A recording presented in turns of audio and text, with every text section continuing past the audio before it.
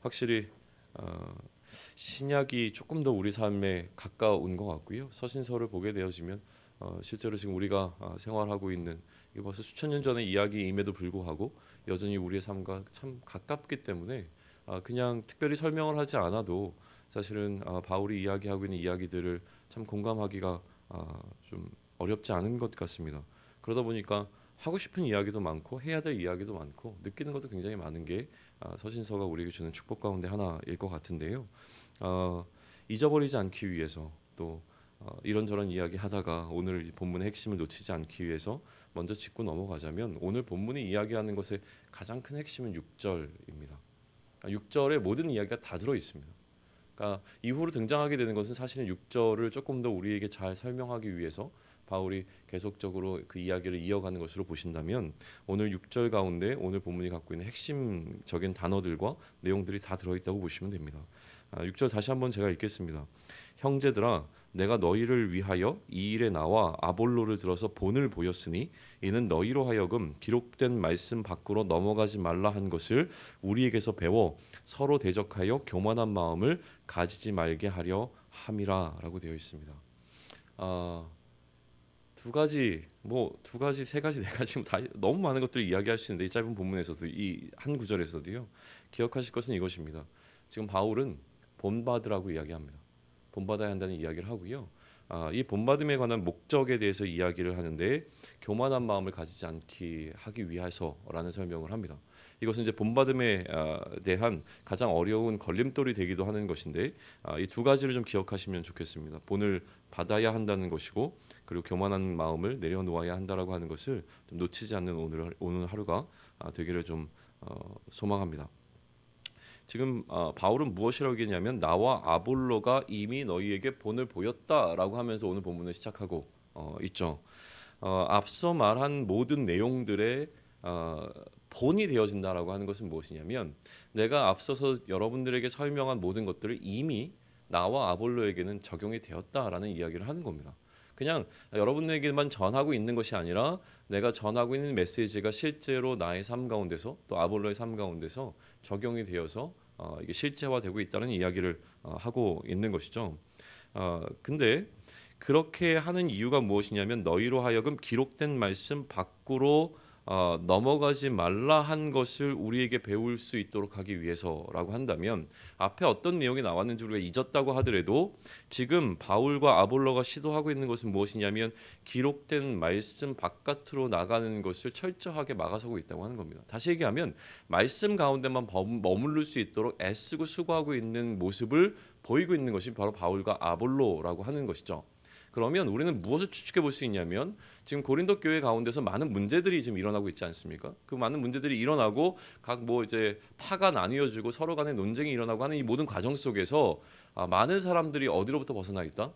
말씀으로부터 벗어나 있는 상황들이었음을 추측해 볼 수 있는 것이죠. 그러니까 지금 바울은 모든 사람들을 다시 어디로 끌고 들어오냐면 말씀의 틀 안으로, 말씀의 울타리 안으로 끌고 들어온다라고 하는 거예요. 이거는 우리가 너무나 우리의 상황을 살펴보면 알 수 있는 겁니다. 말씀이 이야기하고 있지만 그럼에도 불구하고 우리가 논쟁하게 되고 교회 안에서 문제가 일어나는 많은 것들 가운데 우리는 뭘 얘기하냐면 말씀은 말씀이고요.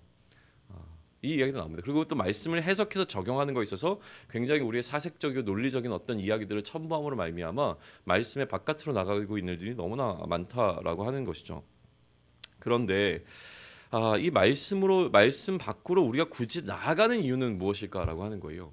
또 우리로 하여금 말씀 안에 머무르지 않고 말씀 바깥으로 깊은 사색과 어떤 논리적인 체계를 통하여서 오히려 말씀 바깥으로 나아가게 하는 것은 무엇이냐면 그 용도가 있는데 이 용도가 지금 고린도 교회에서 이야기하는 것과 마찬가지로 서로를 대적하기 위함이라는 거죠.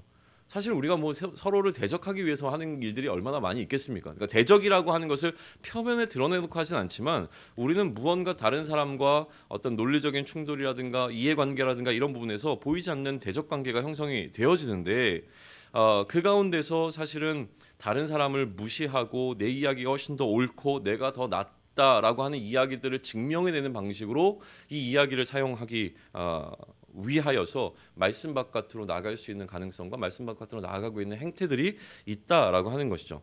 그러니 이제 다시 우리 역시도 오늘 이 말씀을 우리에게 주시는 말씀을 받아들인다면 내가 말씀 바깥으로 나가서 교만하고 있는 것이 무엇인가를 돌아보고 다시 나를 이 복음 안으로 끌어들일 필요가 있다라고 하는 겁니다. 7절과 8절 우리 다시 한번 같이 읽으면 좋겠습니다. 같이 읽습니다. 누가 너를 남달리 구별하였느냐? 내게 있는 것 중에 받지 아니한 것이 무엇이냐? 내가 받았은즉 어찌하여 받지 아니한 것 같이 자랑하느냐? 너희가 이미 배부르며 이미 풍성하며 우리 없이도 왕이 되었도다. 우리가 너희와 함께 왕노릇하기 위하여 참으로 너희가 왕이 되기를 원하노라.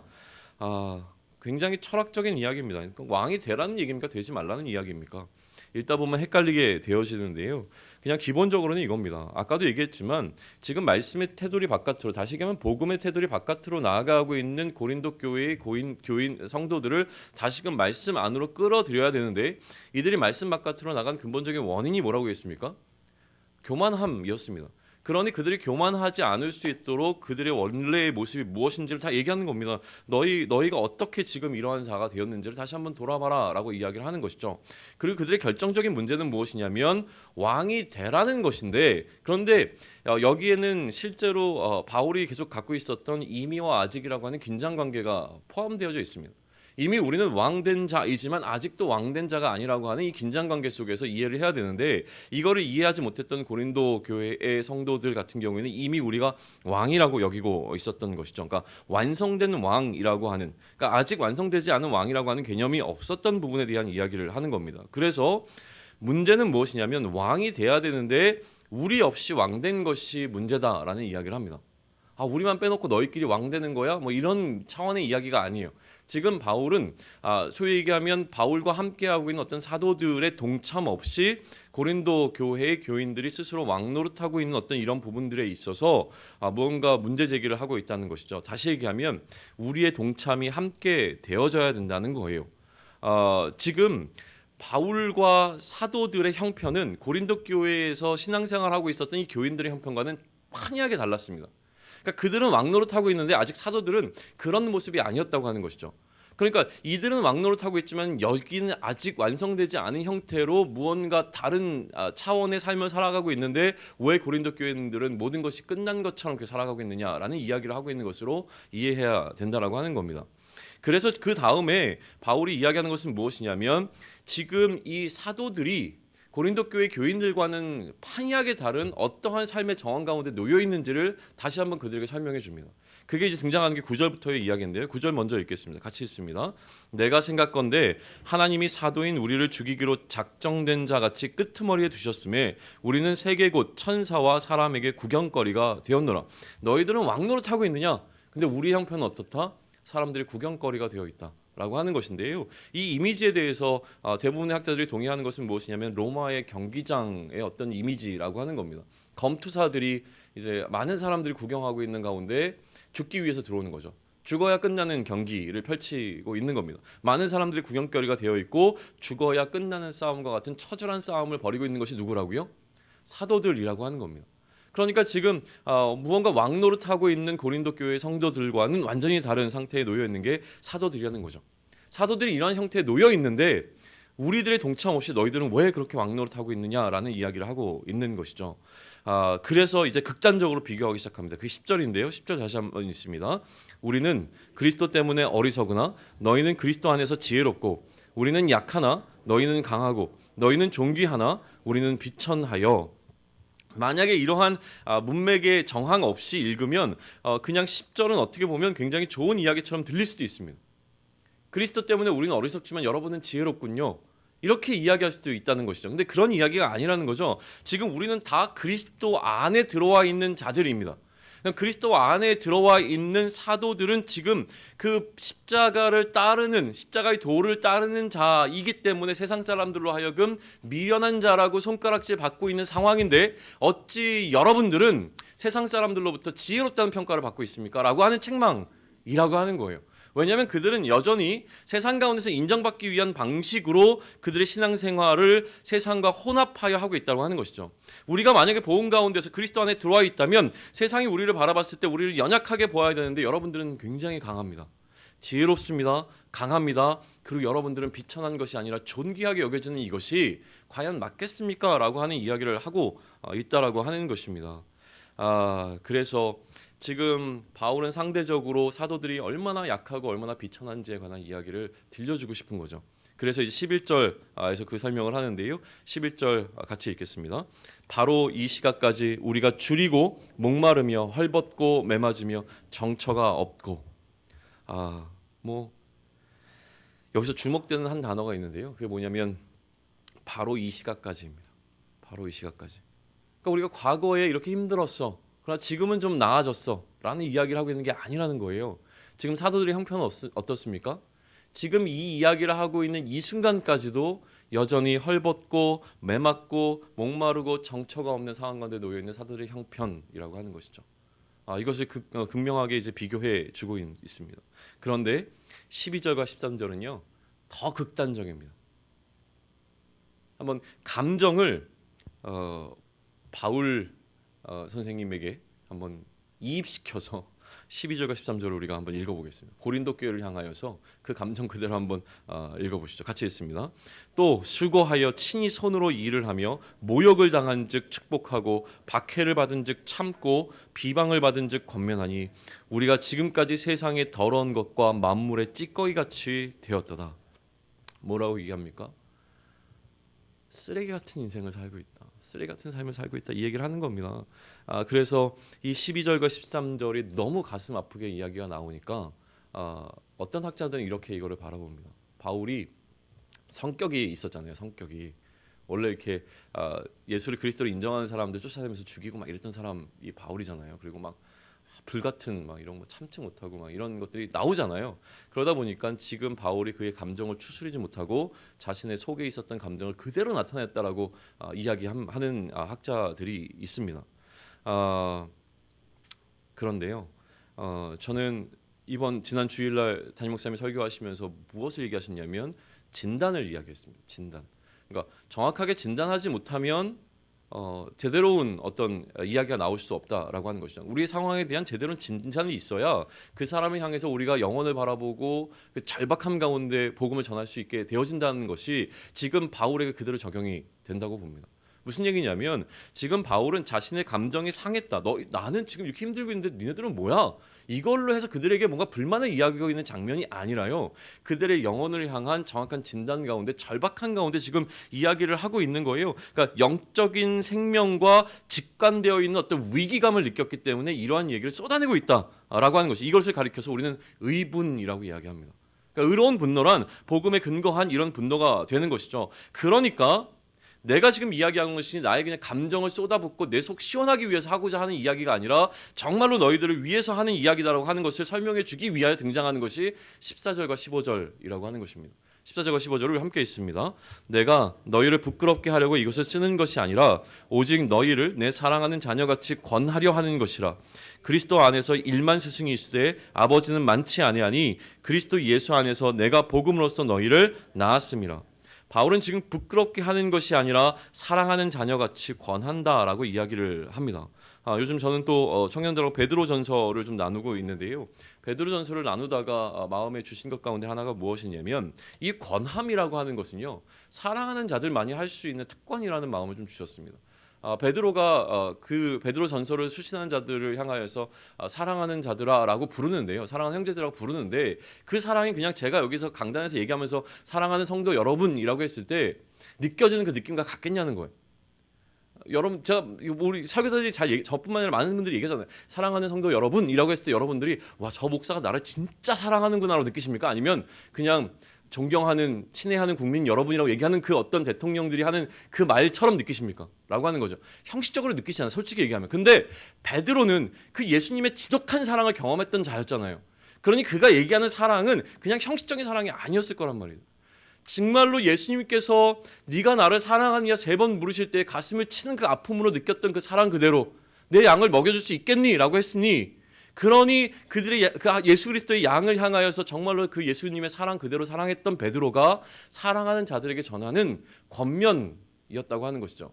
그러니 권면 속에 무엇이 중요하냐면 사랑이 있는가 없는가라고 하는 부분입니다. 그러면 어떤 권면에 사랑이 들어있는 권면과 사랑이 없는 권면이 무엇인가를 계속 묵상하게 하셨는데, 무엇인가라는 이 생각을 계속 고민하는데 베드로 전서에서 베드로가 가장 강조하고 있는 것 가운데 하나가 무엇이냐면 욕심을 버리라는 겁니다. 욕심 좀 내려놔라는 이야기. 정말로 내가 상대방을 향하여 이 권면을 할 때요, 욕심이 빠져버리면, 사심이 빠져버리면 그게 정말로 그 사람을 위해서 사랑해서 던지게 되어지는 권면이 되어질 겁니다. 그런데 한번 생각해 보십시오. 우리가 자녀를 향하여서 권면을 할 때, 혹은 우리 직장에서 만난 어떤 사람들에게 내가 좋은 권면을 한다고 이야기를 할 때, 혹은 우리 인생의 후배들을 향하여서, 혹은 어떤 우리의 어떤 도움이 필요한 사람들에게 권면을 한다고 했을 때 거기에 정말로 내 사심이 완전히 빠져 있느냐, 생각만큼 정말 깨끗하게 그 사람만을 위해서 해주는 권면이 거의 없다는 생각이 들어옵니다. 저도 목회를 하면서 제가 돌보고 있는 우리 청년들에게 뭔가 저를 찾아와서 막 얘기를 할 때요, 은연중에 제가 추구하는 어떤 것들을 자꾸 얘기하게 되는 걸 느껴요. 어떤 주일날도 청년들한테 얘기했지만 누군가 찾아와서 얘기합니다. 목사님 요즘 직장 때문에 고민이에요. 얘기를 했어요. 그 친구가 리더입니다. 직장 때문에 너무 고민돼. 직장을 옮겨야 될 것 같아요. 어디로 가려고 그러니? 그래서 요즘에 서울이나 어디 저쪽으로 좀 알아보려고 해요. 야, 너 서울 가면 집도 옮겨야 되겠네? 리더인데. 그럼 교회도 옮겨야 되잖아요. 그러니까 제가 이제 여기에 사심이 들어가기 시작하는 겁니다. 야, 너 그 직장을 옮긴다고 해가지고 그 직장에서 너의 삶이 변화될 거라는 보장이 없는데 굳이 이렇게 옮겨가지고 뭐 이렇게 하려고 해. 지금 있는 데서 하나님께서 너에게 사명을 주셨다고 생각하고 그 사명에 충성하면서 막 이 얘기를 왜 하냐면, 떠나지 말라고. 그러니까 여기에 내가 정말로 이 친구를 위해서, 야 정말 너를 위해서는 뭘 해야 되겠다, 이 고민을 하는 것보다 은연중에 저 사심이 들어간다라고 하는 거예요. 그런데 지금 이야기하는 것은 무엇이냐면, 정말로 사랑하는 자녀같이 권한다라고 이야기하는 것이 바울의 이야기입니다. 그러니까 사랑하는 자들에게 전하는 베드로의 그 권면과 마찬가지로 지금 바울은 무엇이라고 표현하냐면 그것을 아버지의 마음이라고 표현하는 것이죠. 내가 아버지의 마음 그대로 자녀를 바라보는 그 시선 가운데 나의 사심을 빼고 이야기한다라는 것으로 볼 수 있는 것이죠. 그래서 권면하는 것이 16절입니다. 16절 함께 있습니다. 시작. 그러므로 내가 너희에게 권하노니 너희는 나를 본받는 자 되라. 와, 세상에요. 도대체 우리 가운데 누가 나를 좀 본받으십시오라고 얘기를 할 수 있겠습니까? 얼마나 교만합니까? 교만하지 말라고 이야기하는데 지도 불구하고 지금 바울은 뭐라고 했냐면 나를 좀 본받으래요. 특히 한국적인 우리의 정서 속에서 날 좀 본받으세요라고 얘기하는 것은 진짜 교만의 극치입니다. 극치. 그런데도 불구하고 지금 바울은 이걸 너무나 당당하게 얘기한다는 것이죠. 이 당당함이 어디서 나오는가라고 하는 것인데요, 결론에서 다시 한번 이야기를 하겠지만 기본적으로 기독교 윤리 가운데, 특별히 신약의 시대를 살아가는 초대교회, 또 이 교회의 윤리 가운데 가장 중요한 것 가운데 하나가 무엇이냐면 본받음입니다. 기독교 윤리의 가장 핵심은 본받음에 있다라고 하는 것을 우리 놓치면 안 된다라고 하는 것이죠. 이거 이따 다시 한번 좀 정리하면서 얘기하기로 하고요. 17절로 넘어가겠습니다. 17절 같이 있습니다. 이로 말미암아 내가 주 안에서 내 사랑하고 신실한 아들 디모데를 너희에게 보내었으니 그가 너희로 하여금 그리스도 예수 안에서 나의 행사 곧 내가 각처 각 교회에 가르치는 것을 생각나게 하리라. 그러니까 바울이 실제로 자기에게 먼저 적용했기 때문에 여러분들에게 전한 내용은 바울이 행했던 그 행위들을 따라가는 행위가 될 것인데, 이것을 잘 따라갈 수 있도록 누구를 파송한다고 얘기합니까? 디모데를 보낸다고 이야기를 하는 거예요. 그래서 나를 잘 본받을 수 있게 내가 디모데를 너희에게 보낼게 라는 이야기를 했습니다. 그런데 문제는 그 디모데가 파송된 것에서 또 발생이 되어집니다. 참 인간들은 완악해요. 18절 같이 있습니다. 어떤 이들은 내가 너희에게 나아가지 아니할 것 같이 스스로 교만하여졌으나, 그러니까 오히려 바울이 오지 않고 디모데를 보냈다는 이 사실 때문에 고린도 교회 안에서는 또다시 무언가 꼬이는, 부정적으로 바라보는 이들의 어떤 편견 어린 이야기들이 나오기 시작한 겁니다. 사실은 고백하자면 제가 그랬습니다. 제가 너무 마음이 꼬여 있으니까요, 뭘 얘기해도 자꾸 딴지를 거게 되는 거예요. 그러니까 아무리 좋은 걸 해도요, 이게 시선이 딱 꼬여 있으면 계속 얘기를 하면 별건 아닌 것이 우리의 마음이 확 다칩니다. 그러니까 그 얘기를 하고 싶은 거예요. 그래서 이렇게, 야 왜 바울이 직접 안 오고 디모데가 왔대? 바울 뭐 꿀려서 안 온 거 아니야? 이렇게 오해를 하는 거죠. 바울이 지금 얘기하잖아요. 너희를 위해서 디모데를 보낸다. 진짜 우리를 위해서 디모데 보낸 게 맞아? 바울이 뭐 우리한테 마음이 없는 거 아니야? 막 이렇게 얘기하면 또 설득이 되어져요. 그런데 이렇게 딴지를 겨누는 이유가 무엇이냐면 결국 여기도 교만함이 있다라는 것이죠. 내가 뭐 좀 된 것처럼 느껴지는 것이 사실은 이런 이야기 가운데 깔려 있습니다. 그러니까 말하죠. 말하는 이유는 무엇이냐면, 내 속마음을 겉으로 드러내는 이유는 무엇이냐면 내가 이 말을 할 수 있는 자격이 있다고 믿기 때문에 하는 겁니다. 제가 이 교회에 와서 1년 반 동안 지금 행정을 담당하면서 참 많은 것들을 배우고 있는데 사실 저에게 찾아오는 많은 사람들은 말하기 위해서 찾아옵니다. 교회의 어떤 이야기들을 말하기 위해서 찾아오죠. 근데 그 말하기 위해서 찾아오는 그 이야기 가운데 많은 것들이요. 사실은 좀 가슴 아픈 이야기들이 참 많습니다. 그런데 그러면서 느끼는 건 무엇이냐면 나에게 말할 자격이 있다라고 여기는 분들이 대부분 찾아옵니다. 그러니까 좋은 일이 있을 때 찾아오는 것보다 무언가 좀 마음에 들지 않는 이야기들을 해야 하고 내가 마음에 들지 않는 이야기들을 해야 되니까 찾아오는데 무언가 이 말을 할 때 항상 이런 거죠. 비교의 대상이 있습니다. 왜 이렇습니까? 라고 얘기하는 것에는 나는 그렇지 않은데 왜 이건 이렇게 돌아갑니까? 라고 하는 이야기들이 깔려있다라고 하는 거예요. 그래서 이 말에 대한 이야기, 지금 고린도 교회에 수많이 나오고 있는 이 말에 대한 이야기를 놓고 바울이 그들에게 주는 조언이 19절과 20절이라고 하는 거예요. 19절과 20절을 우리 같이 한번 읽습니다. 시작. 주께서 허락하시면 내가 너희에게 속히 나아가 교만한 자들의 말이 아니라 오직 그 능력을 알아보겠으니 하나님의 나라는 말에 있지 아니하고 오직 능력에 있음이라. 이건 너무나 유명한 말씀이니까 특별히 더 설명을 붙이지는 않겠습니다. 그런데 지난 토요일 날 우리 청년들이 새생명 축제와 같은 행사를 했는데 그때 우리가 초청한 분이 김건희 대표라고 하는 그 지금은 이제 청년이 아닌데 예수 믿는 청년이라고 굉장히 유명한 분이에요. SNS라고 하는 곳에 굉장히 유명한 분이라서 우리가 한번 모셔서 이야기를 들었습니다. 이분이 와가지고 하는 사역이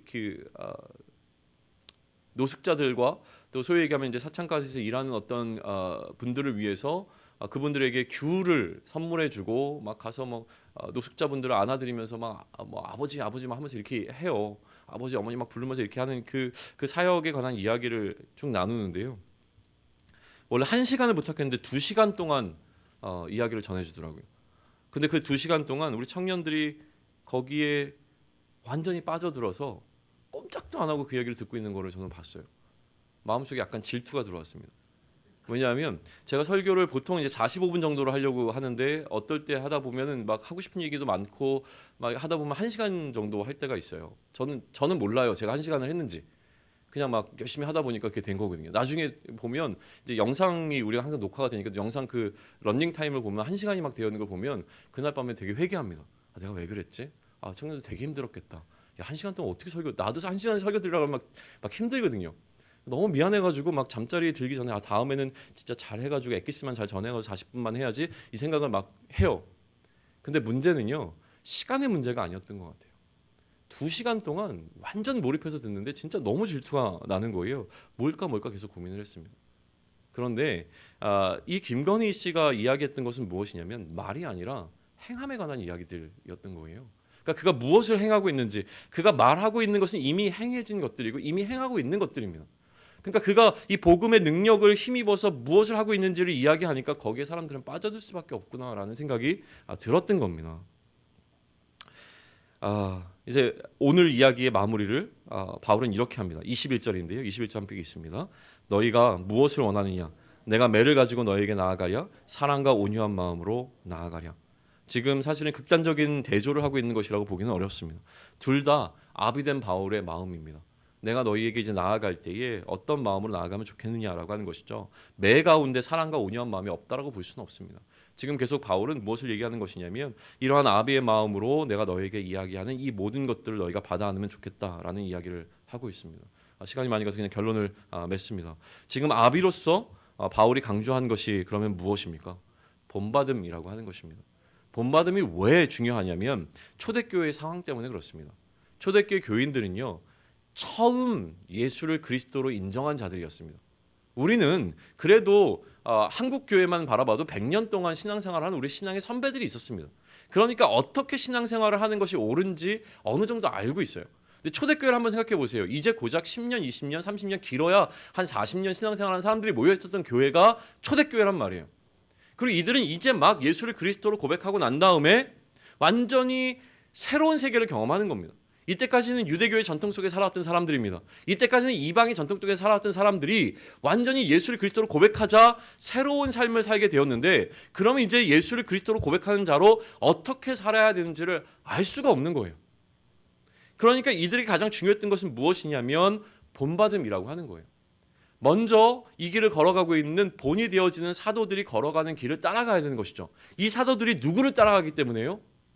예수님께 훈련받은 제자들이 예수님처럼 살아가는 삶을 보고 이 제자들이, 이 사도들이 예수님을 본받으려고 애쓰고 수고하는 모습을 누구도, 이제 그리스도인이 된 자들도 본받아 따라가라 하는 것이 초대교회를 비롯한 교회의 가장 기본되는 윤리적 방향성이었다고 하는 겁니다. 그러니까 본이라고 하는 것은 굉장히 중요하게 이야기가 되어지는 거예요. 본받음의 대원리 속에서 오늘 바울이 강조하고 있는 또 하나가 무엇이냐면, 이 본받음을 하기 위해서는 교만을 내려놓아야 한다는 것입니다. 본받지 않으려는 이유는 무엇입니까? 교만 때문입니다. 디모데가 갔습니다. 뭐가 문제입니까? 디모데가 어렸기 때문일 수도 있죠. 디모데의 경력이 짧았기 때문일 수도 있죠. 디모데에게 무언가 우리가 받을 것이 없다라는 생각, 바울보다는 낫다라는 생각이 들어왔겠죠. 이렇게 비교하면은 별로 안 나타날 수도 있지만 이런 겁니다. 오늘 설교할 때 담임 목사님이 이 자리에 와 있는 것과 제가 설교하는 것과 아무래도 차이가 있을 겁니다. 당연히 있습니다.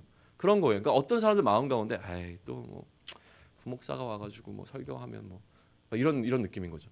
지금 바울이 와서 얘기를 해야 되는데 디모데가 오니까 어떤 사람들 마음에는 교만한 마음이 들어오는 겁니다. 그래서 바울 정도는 와줘야 내가 좀 얘기 좀 듣지, 뭐 이런 생각이 들어올 수도 있는 거예요. 어쨌든 간에 지금 우리가 본받음이라고 하는 것을 하지 않으려고 하는 이유 가운데 가장 어려운 것은 교만이라는 거죠. 더 이상 내가 본받을 게 어딨어 라는 생각이 들게 되어지는 겁니다. 그런데 우리는 깨달아야 합니다. 우리가 본받을 대상이요, 뭔가 훌륭하고 유명한 어떤 사람들, 또 신앙에 굉장히 탁월함을 갖고 있는 사람들이 아니라 지금 우리가 본받아야 될 사람들은 누구냐면, 마치 바울과 사도들이 그리스도를 닮아가기 위해서 애썼던 것처럼 우리 주변에 누군가가 그리스도처럼 살아가기 위하여 애쓰고 수고하는 자가 있다면 그 자가 내 새끼들이라고 할지라도 우리는 본받아야 됩니다. 우리에게 본이라고 하는 건 그런 겁니다. 예수를 그리스도로 닮아가기 위해서 애쓰는 모든 이들을 본받기 위해서 우리 또한 몸부림을 쳐야 한다라는 이야기를 하고 있는 겁니다. 큐티를 하고 이 큐티 속에서 우리에게 주신 그 하나님의 말씀을 붙잡고 그 하루를 살아가기 위해서 애쓰는 사람들이 우리 주변에 있다면 우리는 그 사람을 본받아야 하는 것이죠. 그러니 오늘 하루를 살아가는 동안 오늘만큼은 우리의 주변을 좀 돌아보시면 좋겠습니다. 나는 이 정도 됐으니까 뭔가 좀 하는 것 같아가 아니라요, 주변을 좀 돌아보시면서 정말로 예수를 그리스도로 인정하는 자 가운데서 그리스도를 닮아가기 위해서 애쓰고 수고하는 사람들이 우리 주변에 널려 있습니다. 사실 너무 많습니다. 사람들과 대화하시고 이야기하시고 이들이 어떻게 그리스도를 닮아가고 있는지를 좀 살펴보시면서 그들을 본 삼을 수 있으면 좋겠습니다. 그래서 오늘 살아가는 동안 우리 주변에 퍼져 있는 수많은 바울들을 만날 수 있는 한 날이 되기를 소망합니다. 그리고 그들에게 배운 것을 우리 삶 가운데 실천할 수 있는 또 한 날이 되기를 축원합니다. 기도하겠습니다. 하나님,